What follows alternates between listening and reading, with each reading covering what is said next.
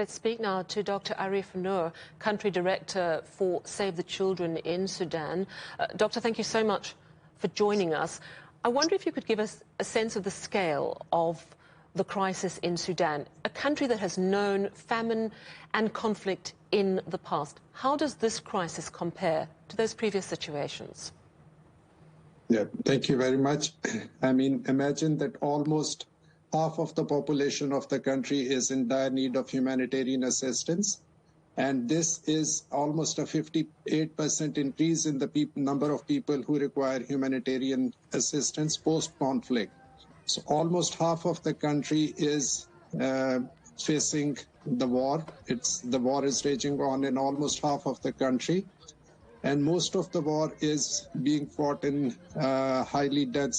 densely populated areas, such as the major cities and towns, and the civilian infrastructure, including hospitals, schools, electricity, water supplies. Everything has been severely damaged, especially in the war-affected areas.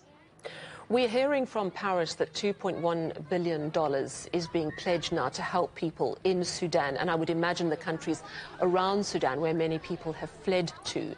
But we also know that this conflict has been typified by a battle to get humanitarian corridors open.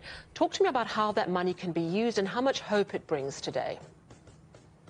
Yeah, thank you very much. I think it's extremely encouraging to see the global powers and the global governments stepping up and providing more assistance to Sudan. So that's great news.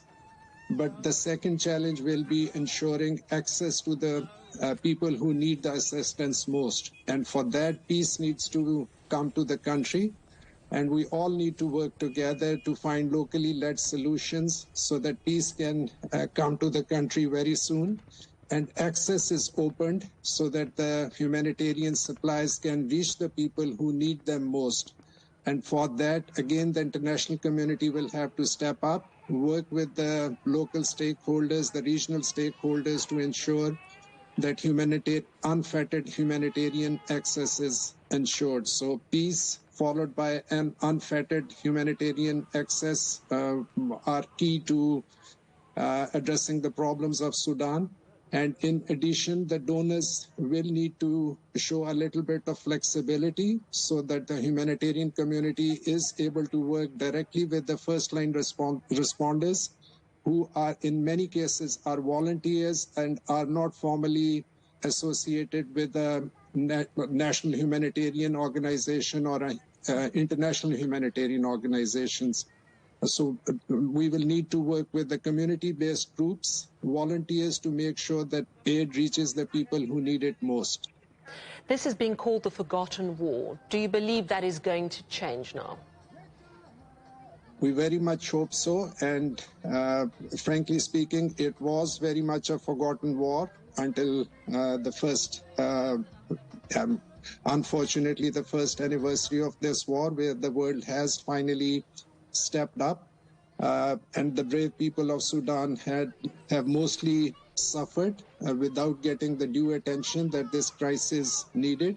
And this, by far, is one of the largest humanitarian crises that the world has seen in the recent past, which has specifically impacted children, women, people with disability. They are the ones who need the assistance most, and they are unfortunately the ones who often do not have a lot of voice or agency. All right, thank you so much for your time. Dr. Arif Noor, Country Director for Save the Children in Sudan.